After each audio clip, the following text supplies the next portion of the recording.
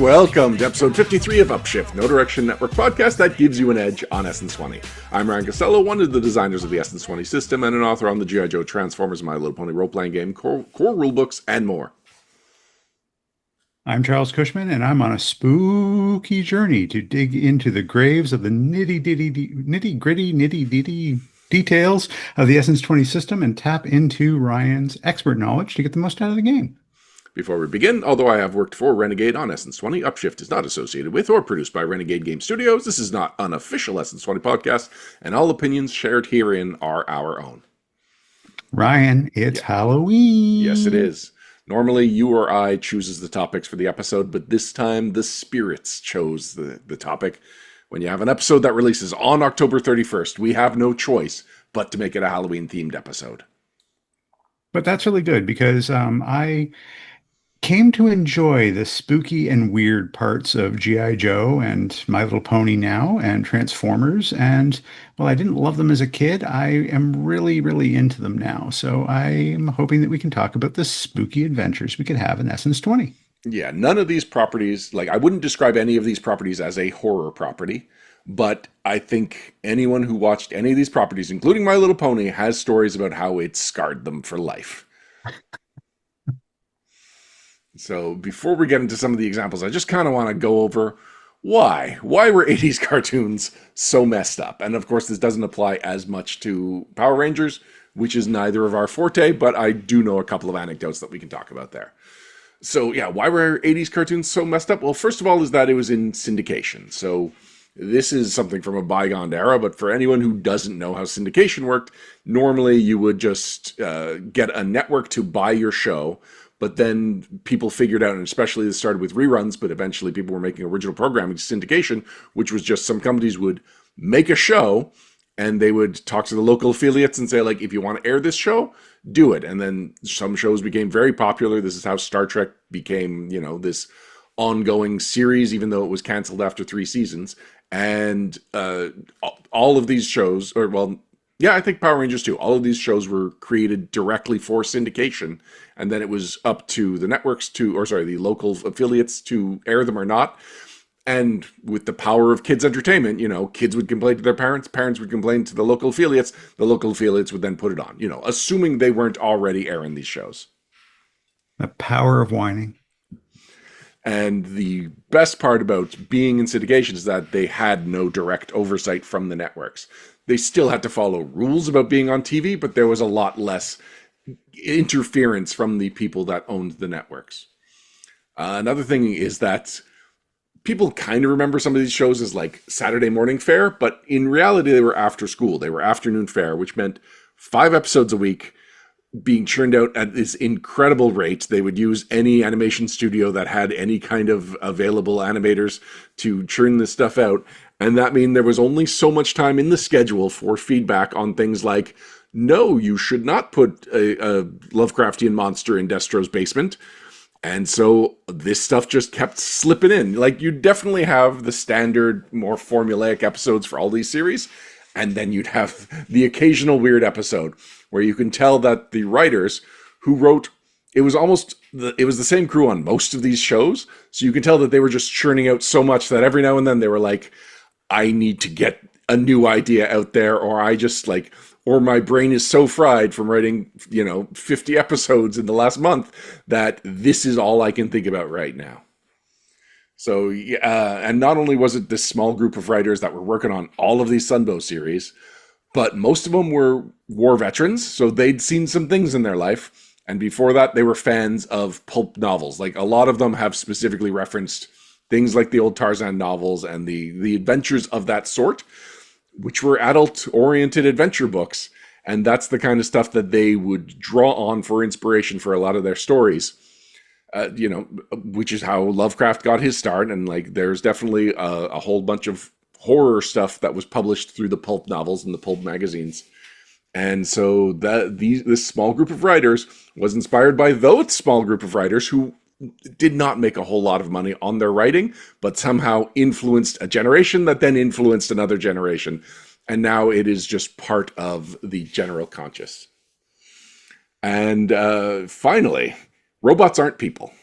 And Mm. so some of the reasons that our childhoods were destroyed, were scarred by the things that we saw on the TV is because they could do things to robots, like the Transformers, that they could not do to characters like the Joes. And we especially saw this in the Transformers animated movie, which does not technically count as horror, even though it was definitely horrifying to unsuspecting children who went to the movie theater to see Optimus Prime for 2 hours, they thought.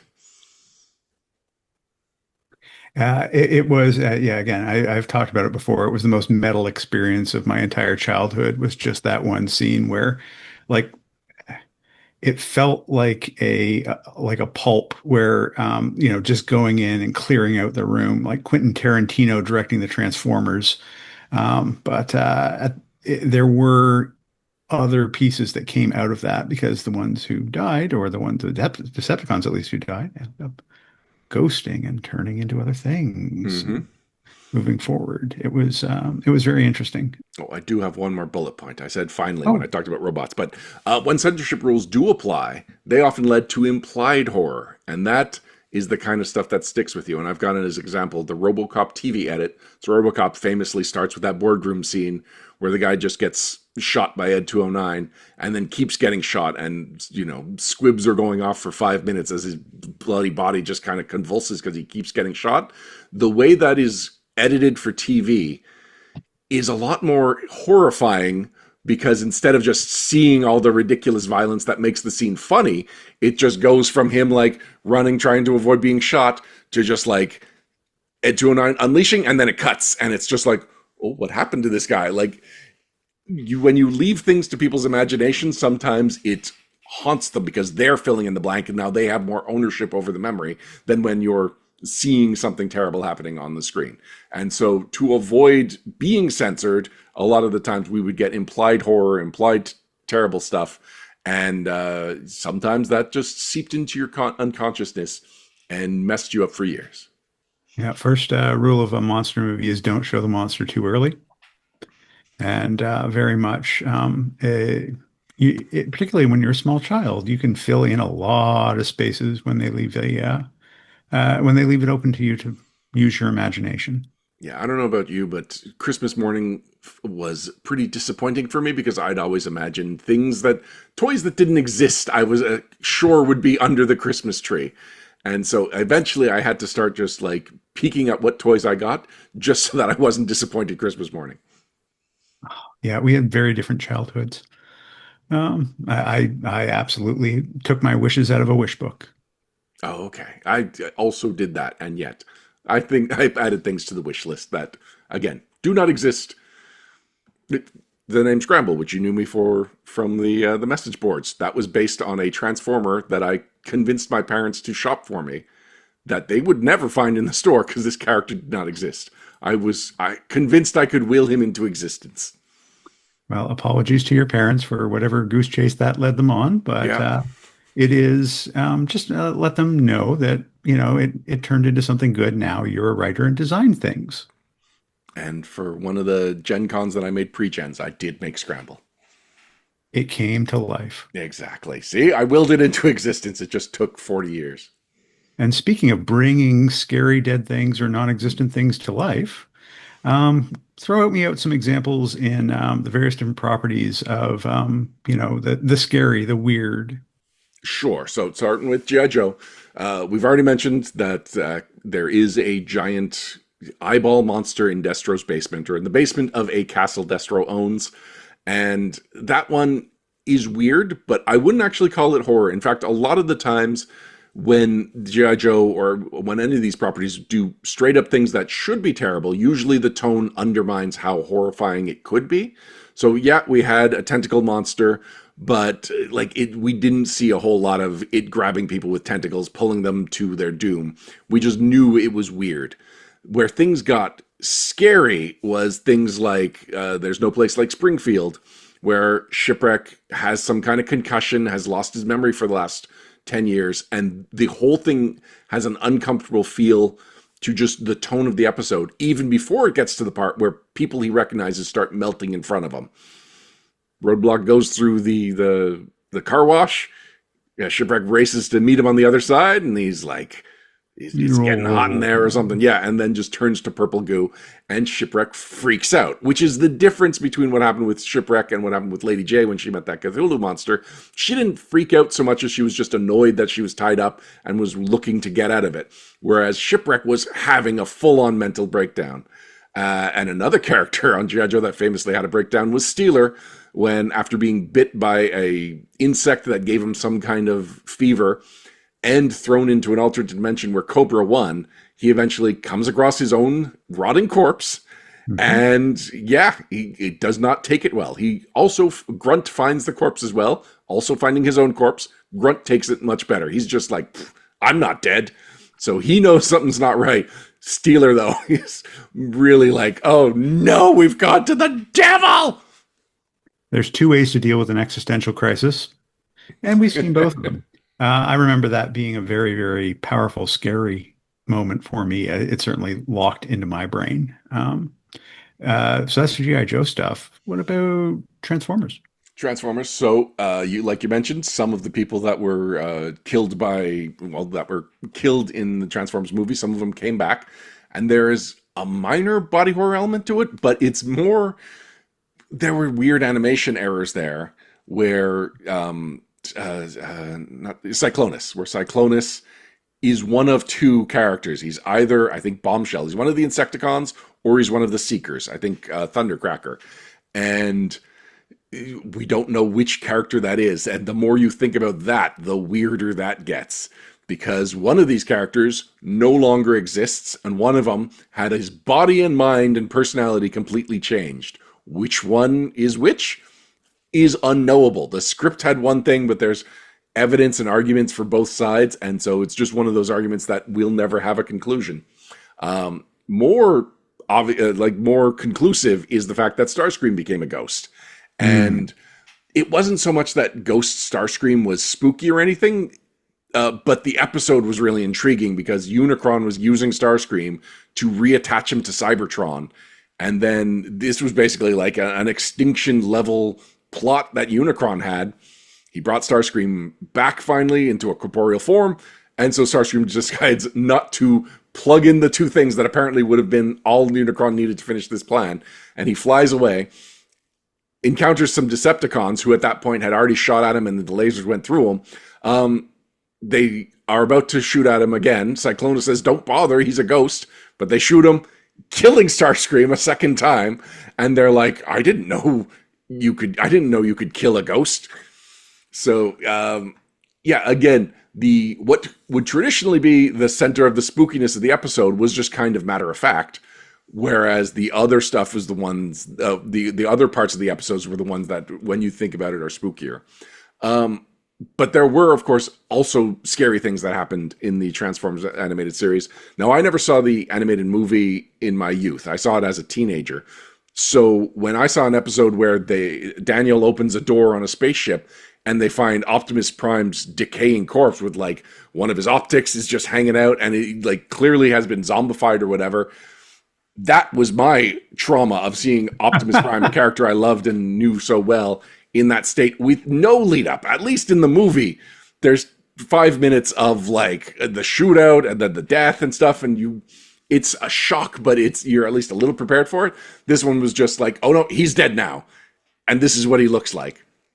Luckily, he eventually comes back to life. No time to mourn and no Stan Bush to bring your spirits back up. There was definitely a lack of Stan Bush. That's what made that so scary.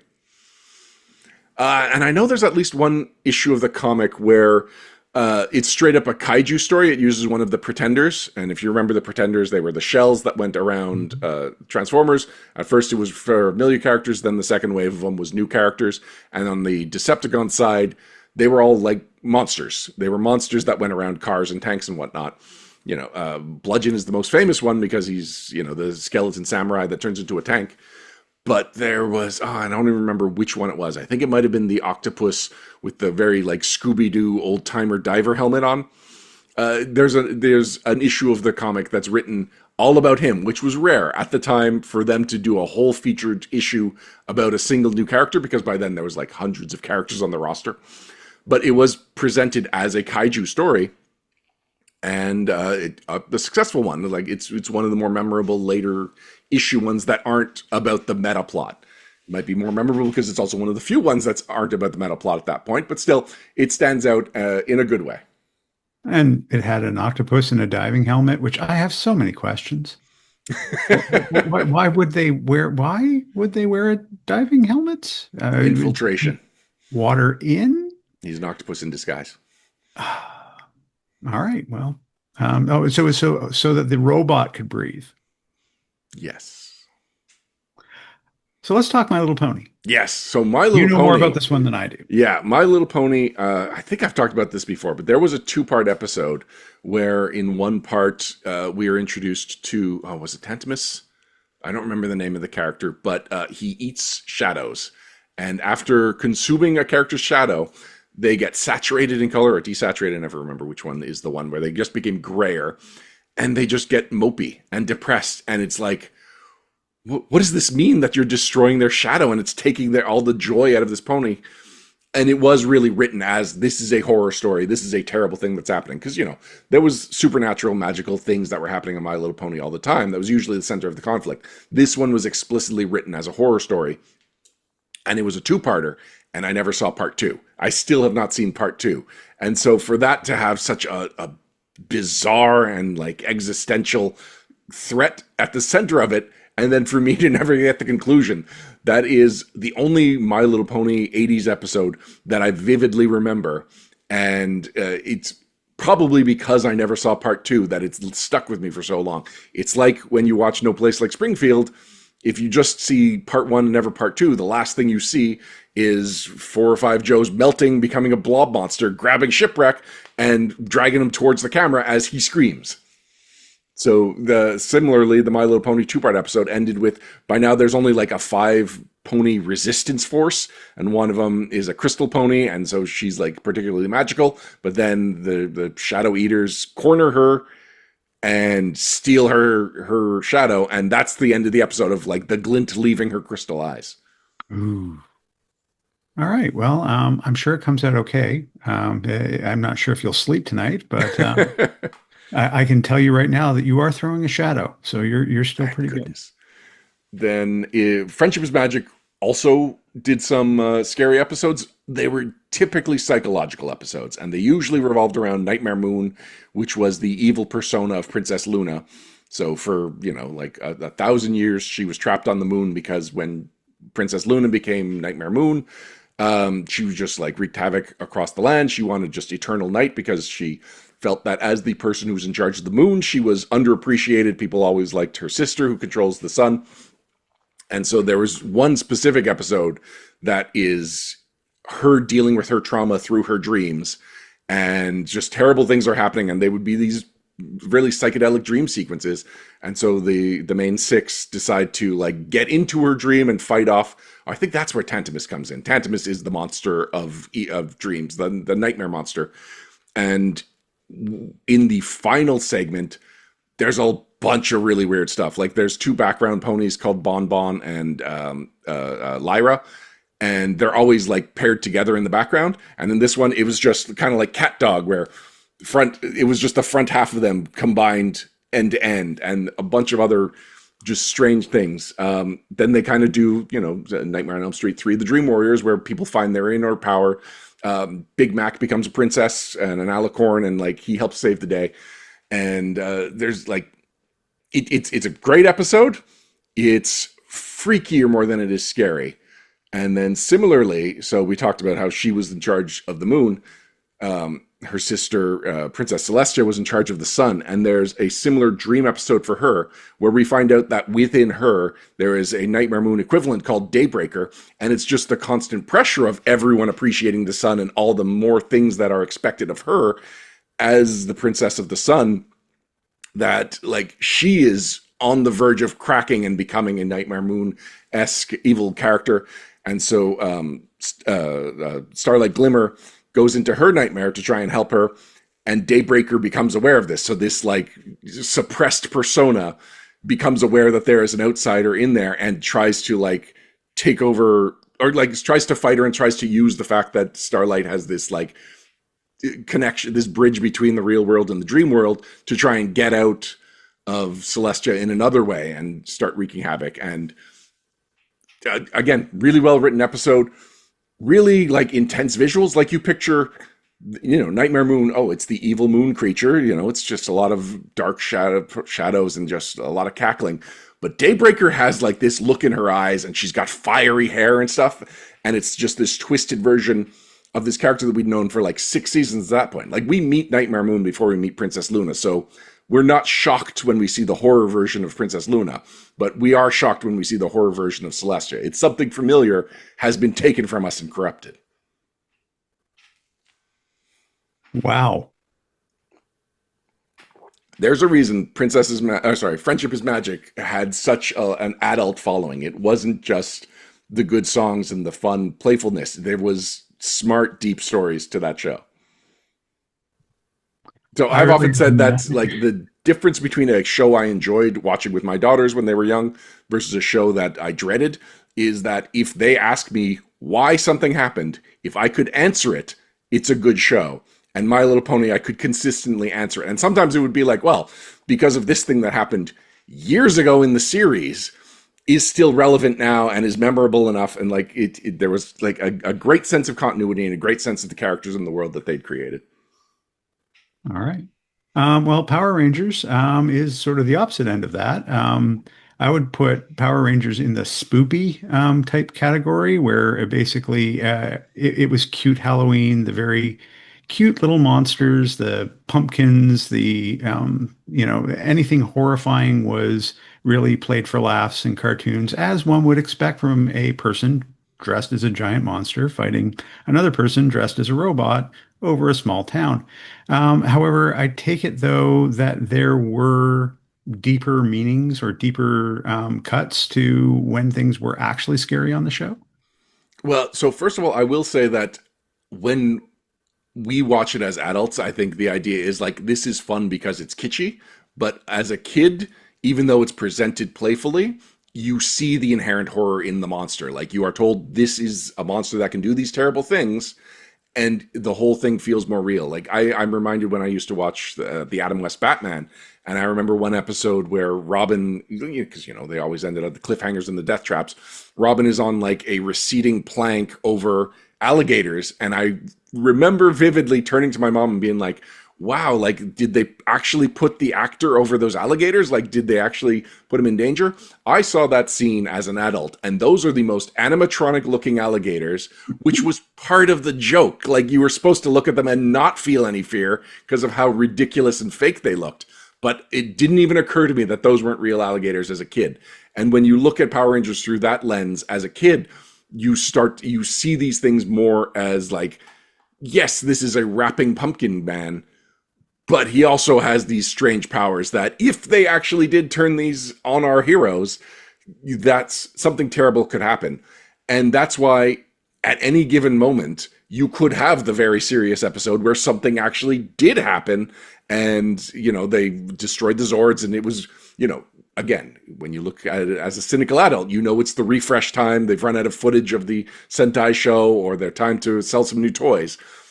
But you didn't keep track of when that was going to happen in the formula of the season when you were a kid. So you would see it, and just any given episode, that could be the monster that destroys a Zord. That could be the monster that takes out one of the Rangers, and now they have to find a replacement. And so the serialized nature of the Power Rangers storytelling meant that despite it being a fairly formulaic show, all of the elements could be used exactly as presented in any other episode, but switched into something scary. And it's especially true when all of the Rita and all of the band that are always on the moon, when they get involved, it's like something big is going to happen, because these are some of the coolest looking monsters, and we're never quite sure what they can do, and now they're getting involved. So, well, also, I guess one of the other properties is Welcome to Night Vale. Is it a comedy or is it a horror? So I said about Welcome to Night Vale, everything about Night Vale is scary except for the tone, or everything about Night Vale is scary, especially the tone, because there's some weird stuff that's happening, and it's made that much weirder by how normal Cecil and how normal everything is presented. So, When you hear something about, the, what is it, the old lady with no face who lives in your house? I'm not getting the name right exactly, but that's the kind of thing. If you're not familiar with Welcome to Night Vale, you never know when you'll just get a story about something that is just like, I cannot visualize this. What am I supposed to do with this information?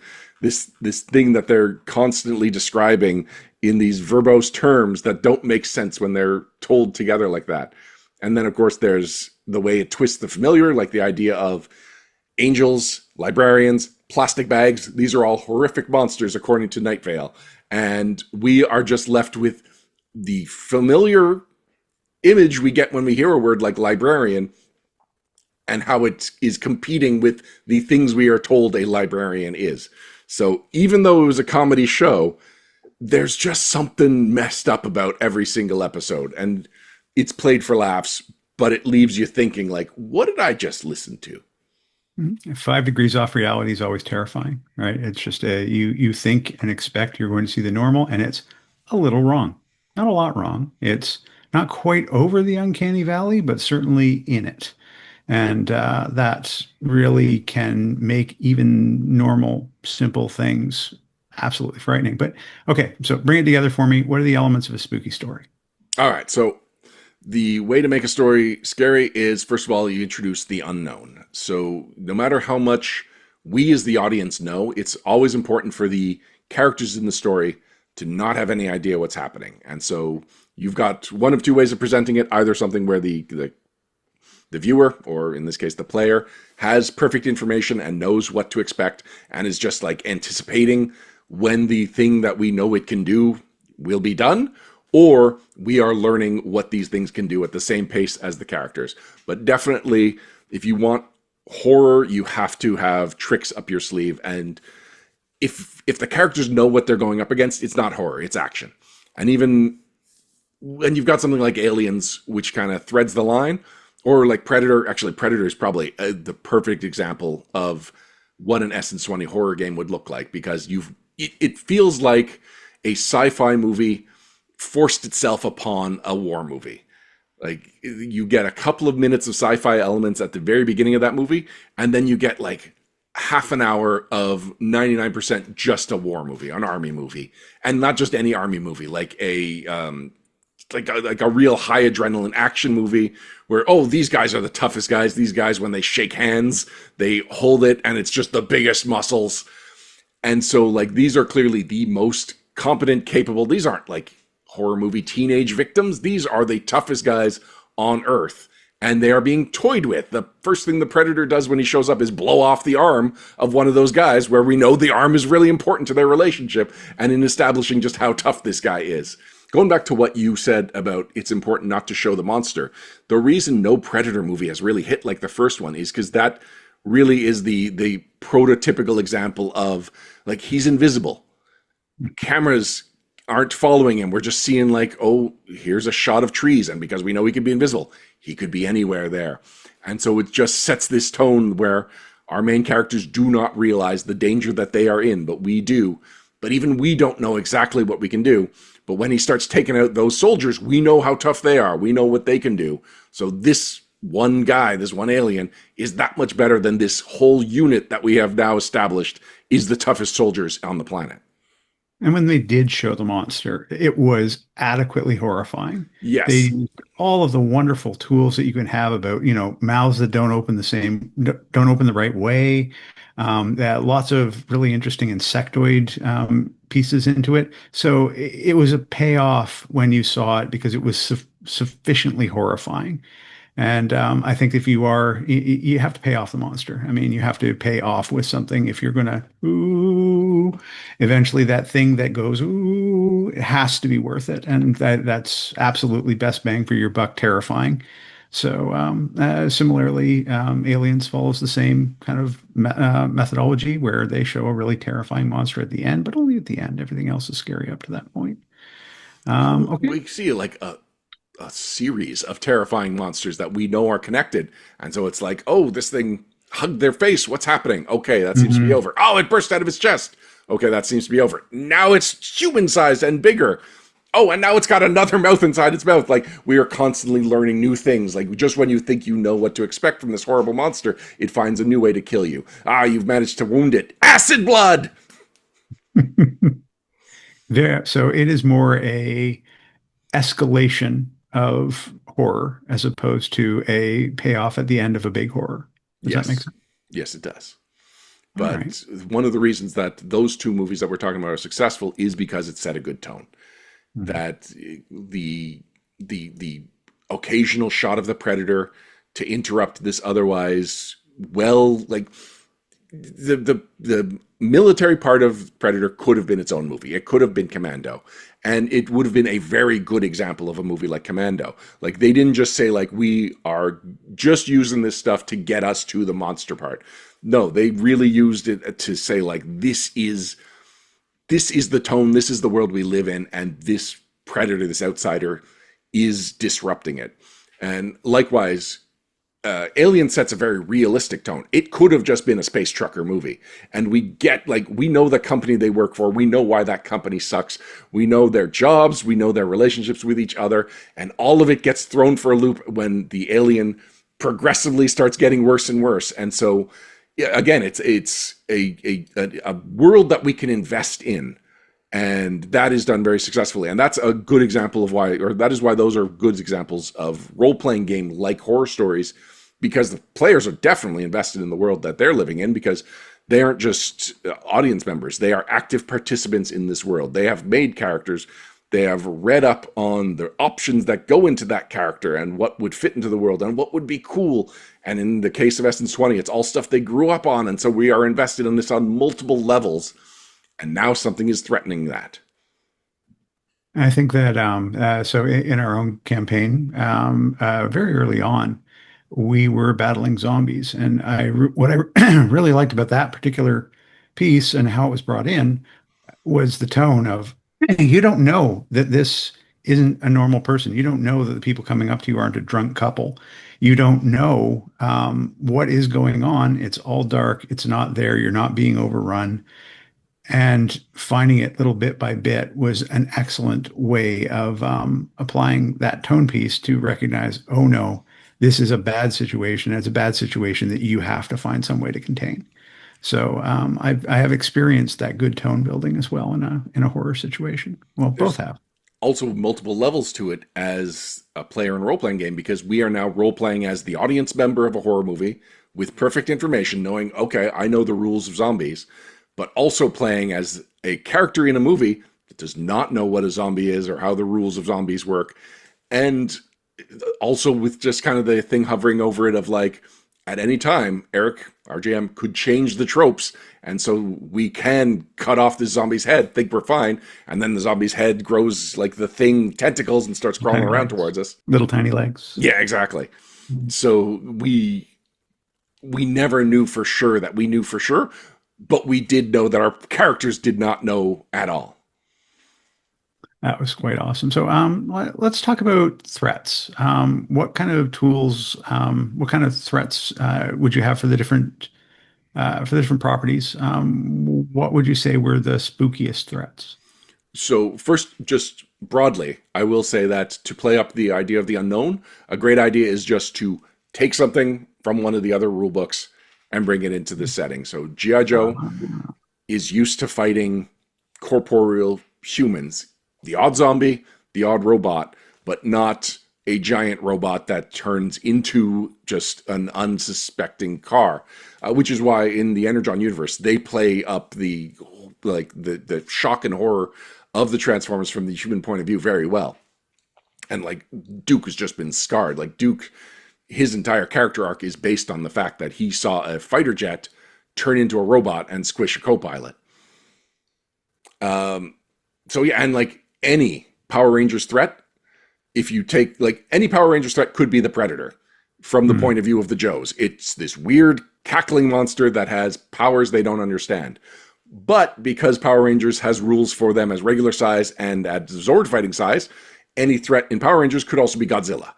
So, Hmm. and you could technically have Predator turn into Godzilla if you were to use a Power Rangers threat. And unlike the Power Rangers, you don't have access to Zords. So if you finally manage to overcome the predator-sized version of the threat, and now it's the Godzilla size, that's kind of what we were saying about Aliens, where there's a new evolution that you have to deal with, and just when you thought you had figured out what was going on, you faced with a whole new version of this threat. And My Little Pony threats are also good because, once again, divorced from the tone, these things are the mythical monsters. You've got chimeras and manticores, and what My Little Pony calls a bugbear is just a giant panda bear with a wasp-like stinger, and it's, again, remove the cute elements from it, and this thing is horrifying. So it is very easy to take the rules which represent the things these creatures could do, and just, rough up the edges, paint over the neon and the bubblegum flavored colors, and you've got a terrible monster that's perfectly fits into any of the games.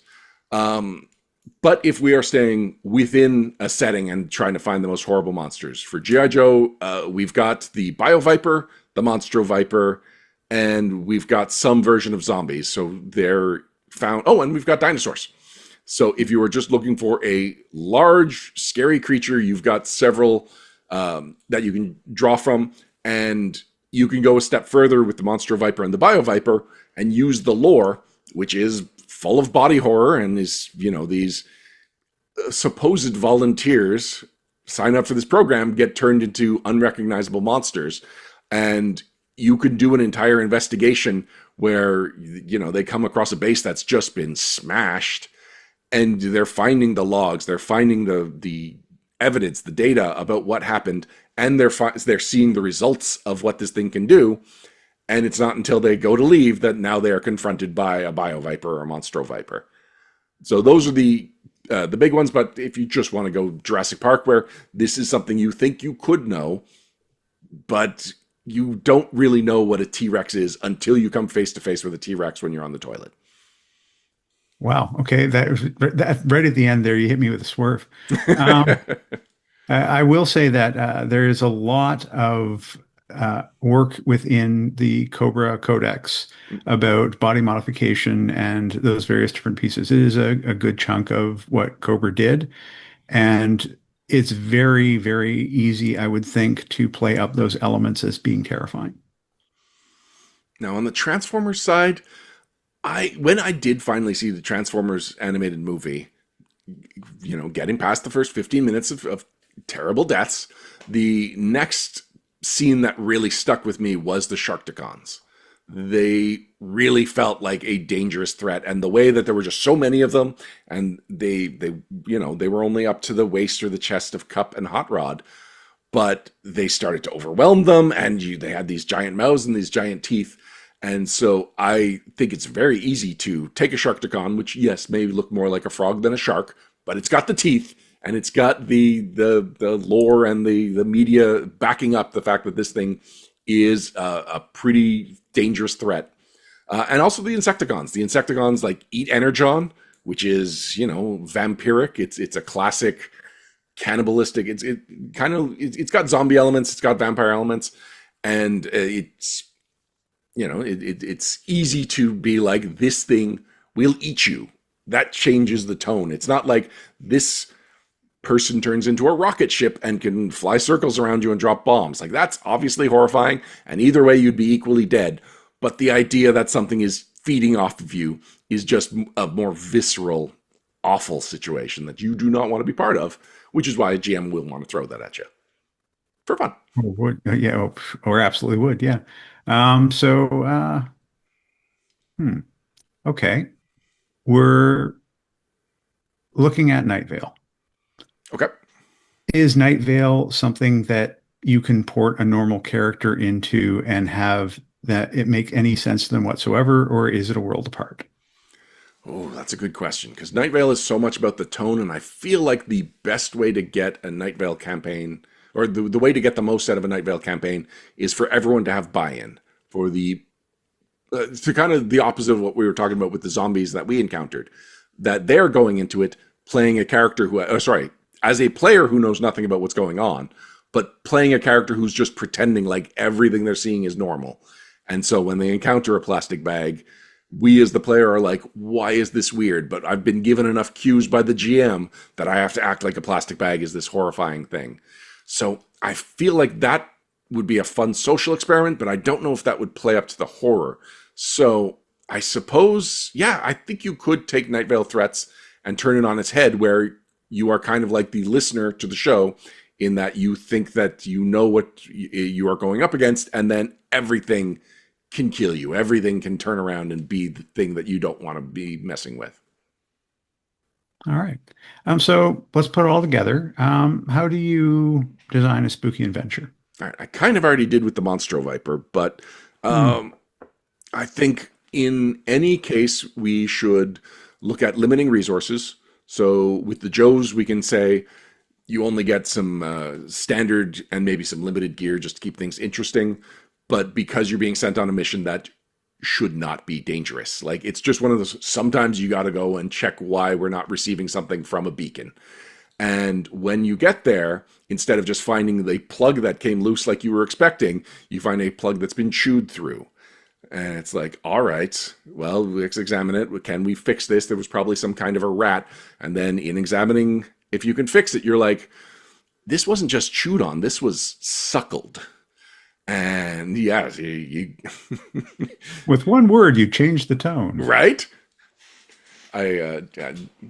Unrelated, but I'm one of those people that watches shows with the subtitles on, and I love how often the word squelching comes up when we watch Stranger Things. Squelching. Squelching, exactly. It's a word with texture. Yes.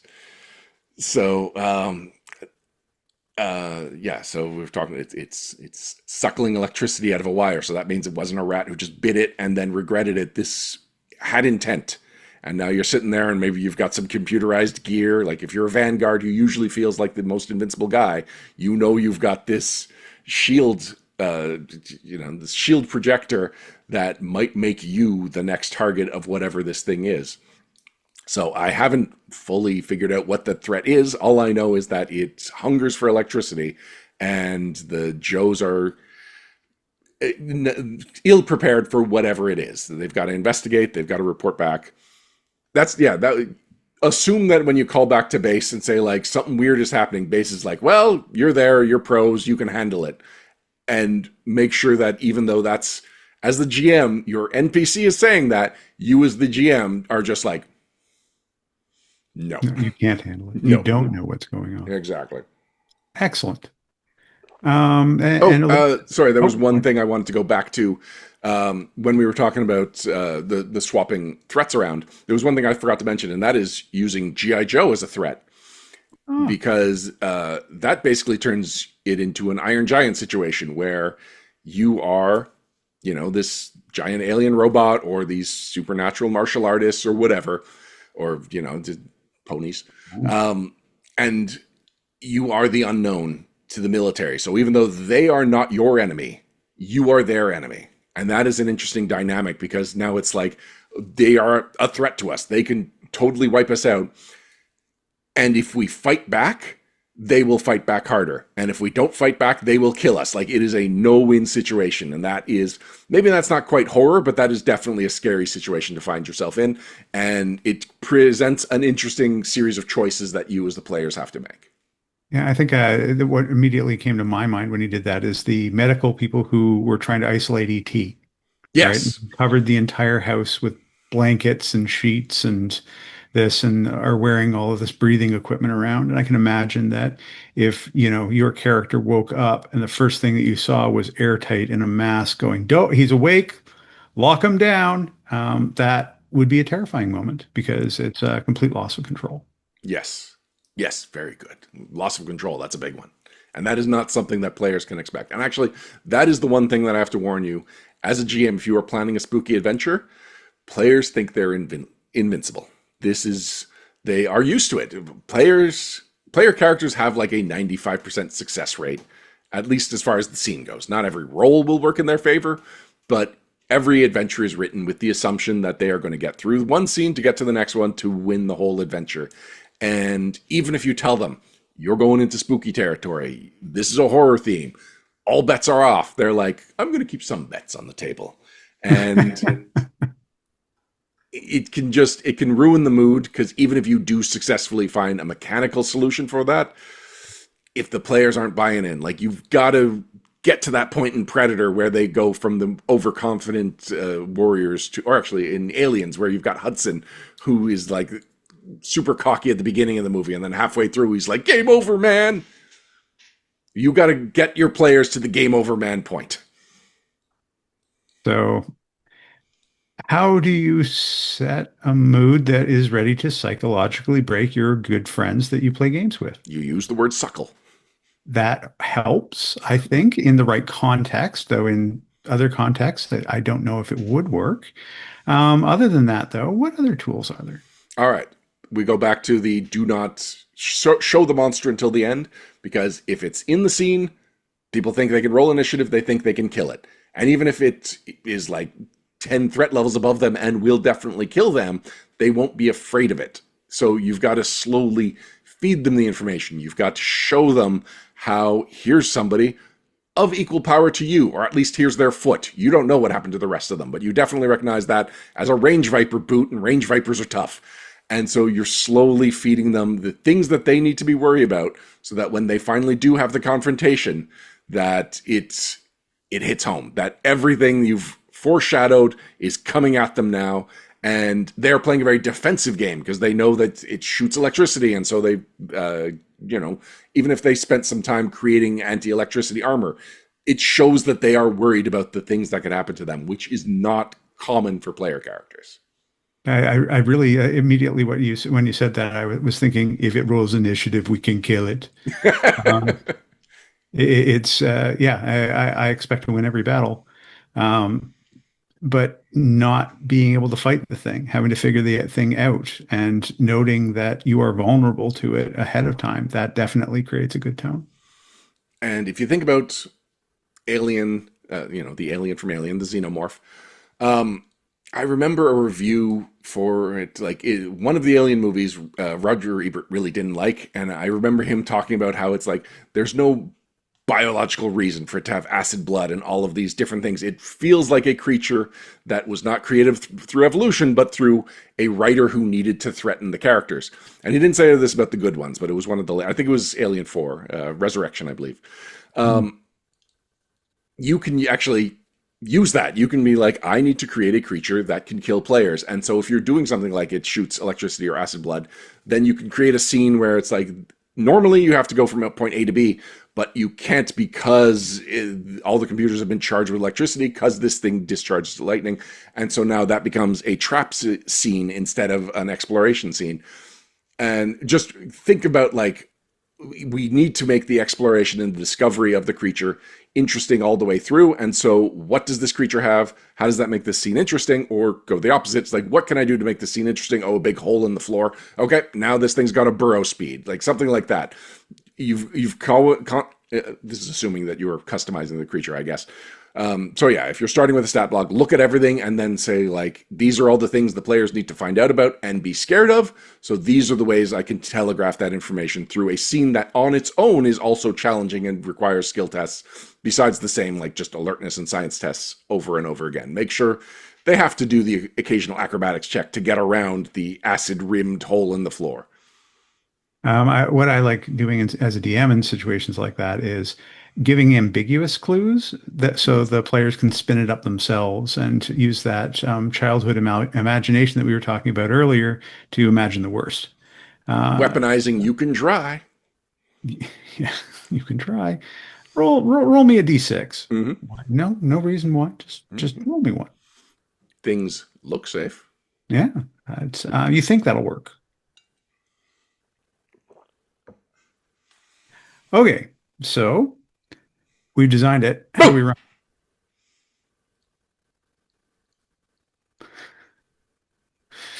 All right, so you're saying surprise is important, or Sure. was that attempting to evoke confusion? It just felt like it had been too long since I scared you.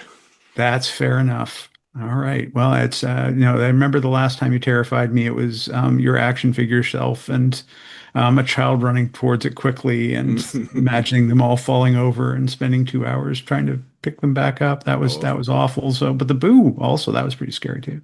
if anyone's going to knock over all the action figures on my shelf, it's me. I believe that. Anyway, so getting back to the actual topic. Yeah. So how do we run it? I guess just so atmosphere, tone, make sure that you are committing to the bit because once you start getting in on the jokes, getting on the asides, you are working against yourself. So the expect the players to not as fully buy in as maybe they promise they will, and you need to play it differently. Make sure that it's not a formulaic episode. It's not par for the course. There's something different going on here. Start with something weird, start with something curious, and then slowly feed them the new information. One scene at a time. Every scene needs to have a purpose. Every scene needs to have tension. Normally, I would say every couple of scenes you should have a combat just to blow off steam and so that they're, consulting their character sheet. Because the longer you go without consulting your character sheet, the less it feels like a game. But in this case, other than the exploration skills or the different skills that are involved in getting around, if you can minimize combat, that's probably for the best so that they don't get the wins, so that they feel like they are due for combat at any minute now. But when is it going to happen and can they handle it? And knowing that, like, we're going into the final encounter with all of our resources unspent, like, what kind of creature is he throwing at us?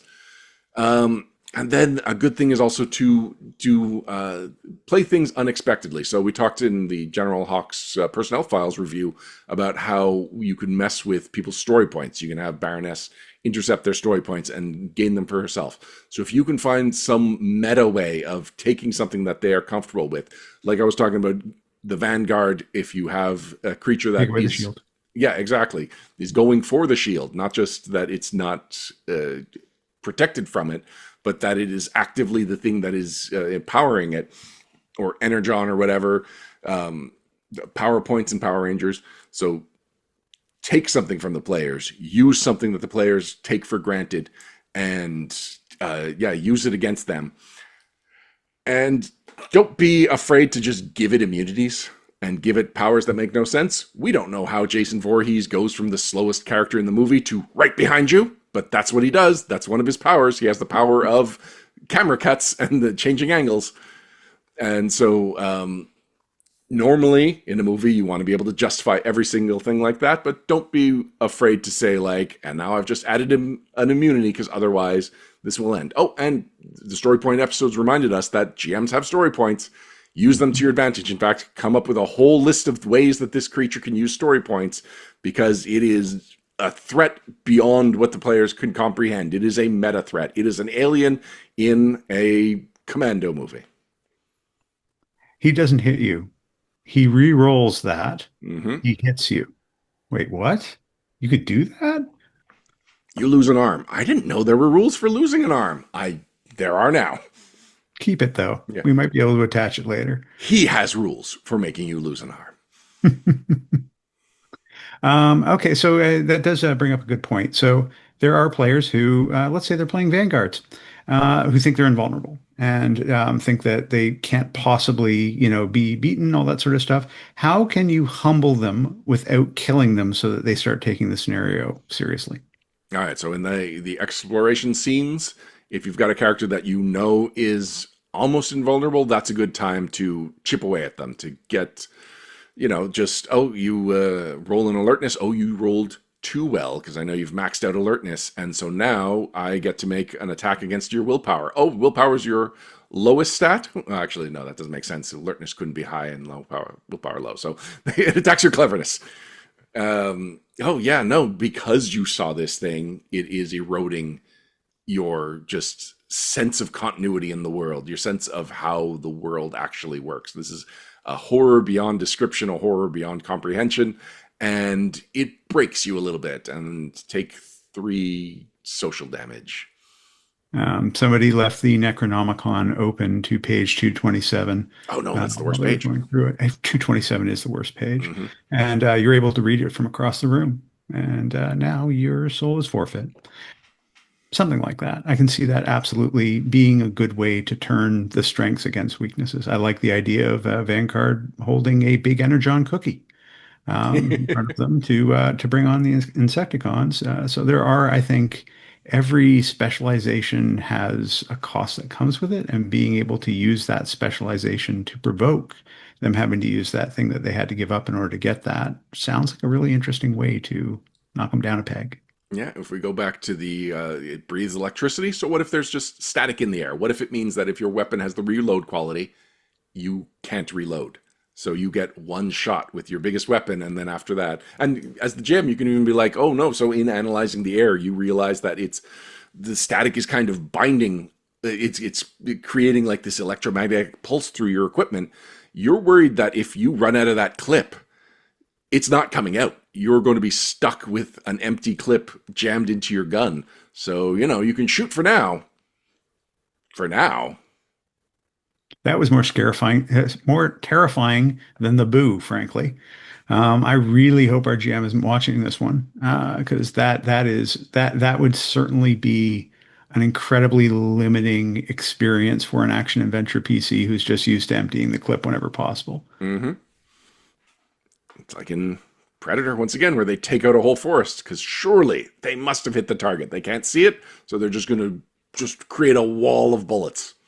Still there. Somehow, still there. Well, you have to nuke them from orbit. It's the only way to be sure. For predators or aliens, really. Mm-hmm.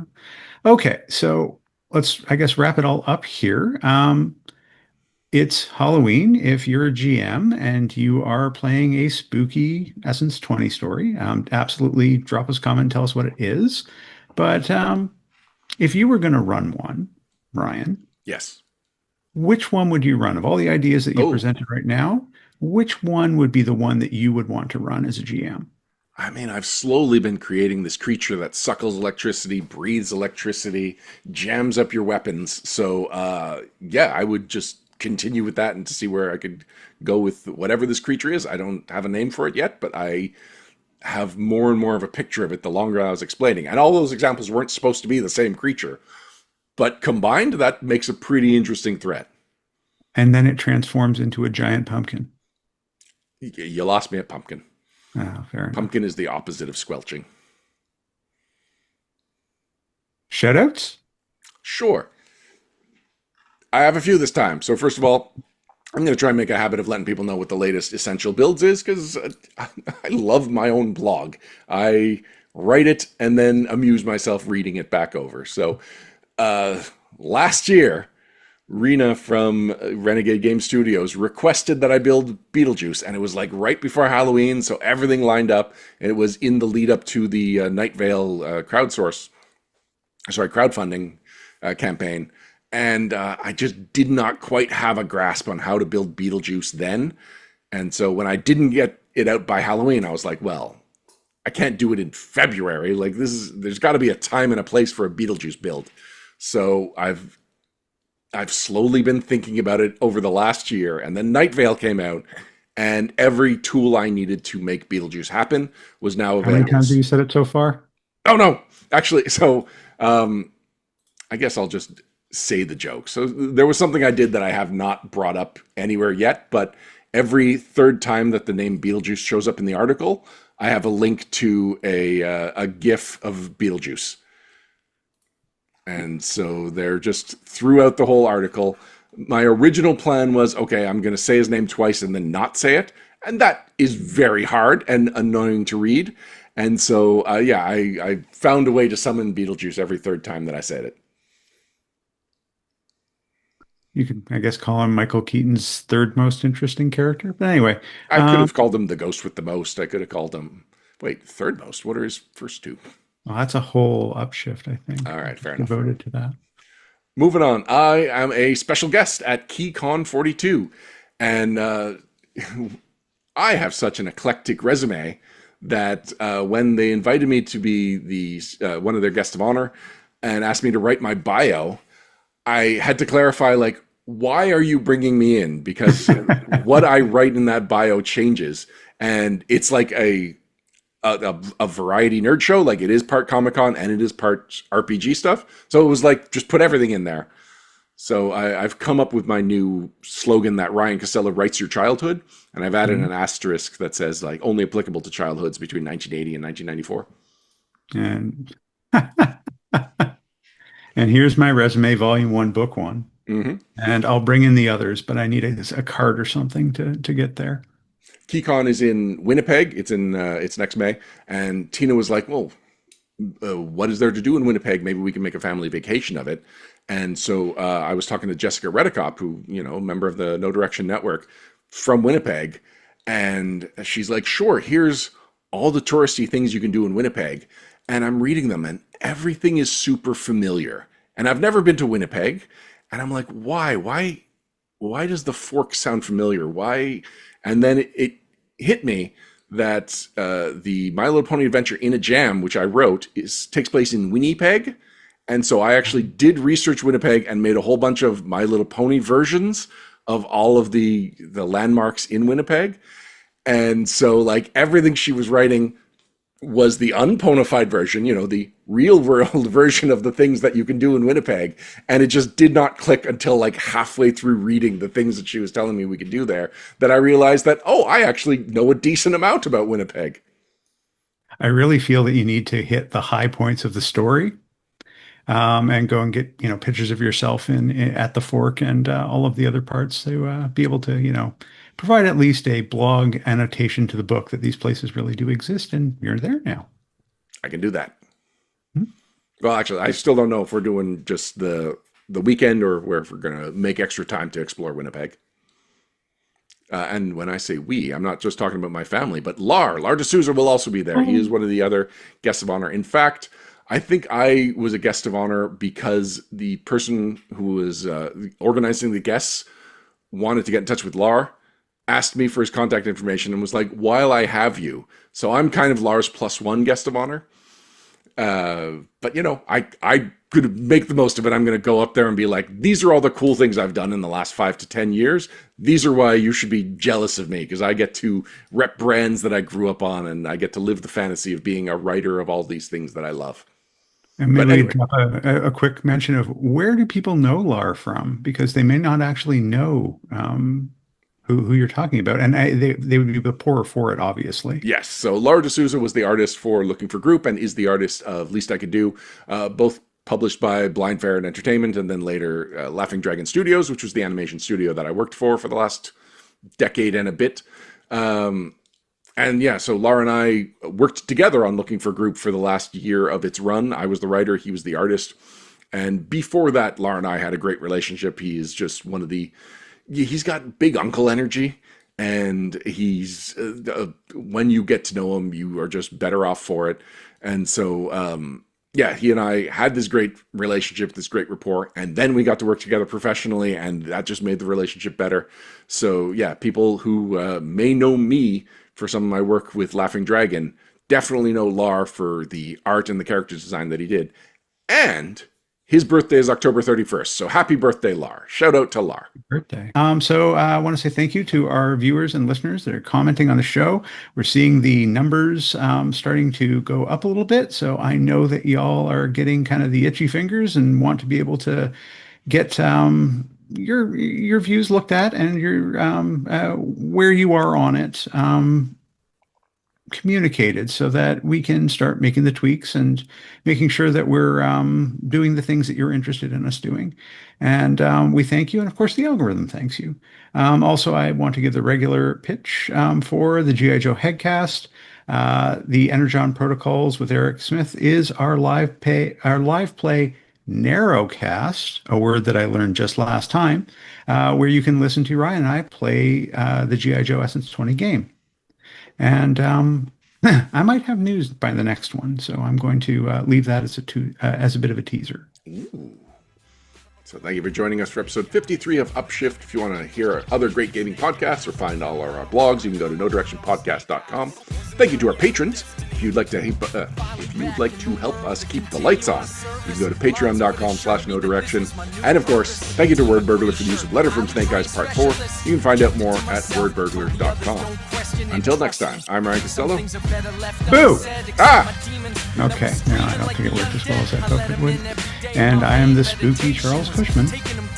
And this has been Upshift. Yeah, I think it would have worked better if I wasn't reading off the outline. Had I, like, your video was obscured by the outlined window when I was doing that part, and so had I looked at you, made eye contact, and it's like, what's Charles doing? It was a good idea.